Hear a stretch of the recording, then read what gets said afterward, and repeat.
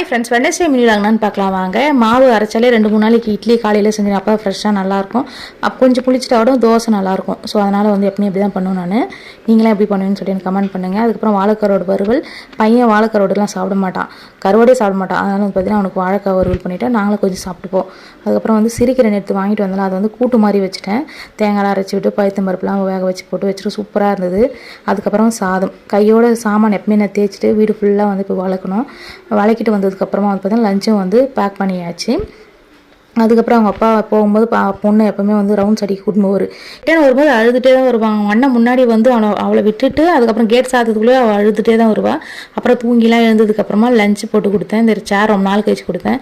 கொஞ்சமாக சாப்பிட்டேன். அதுக்கப்புறம் நான் தான் ஊட்டி விட்டேன். ஈவினிங் பார்த்தீங்கன்னா காஃபியும் ஸ்நாக்ஸும் சாப்பிட்டு மாடியில் க்ளீன் பண்ண போனேன். ஃபோன் எடுத்துகிட்டு வானா எடுத்துகிட்டே வரல. அதுக்கப்புறம் அது எல்லாமே எடுத்து எதிரில் போட்டுட்டு அதுக்கப்புறம் வேர்க்கடலை சட்னி அரைச்சி கொடுத்து தோசை சுட்டு கொடுத்தேன்.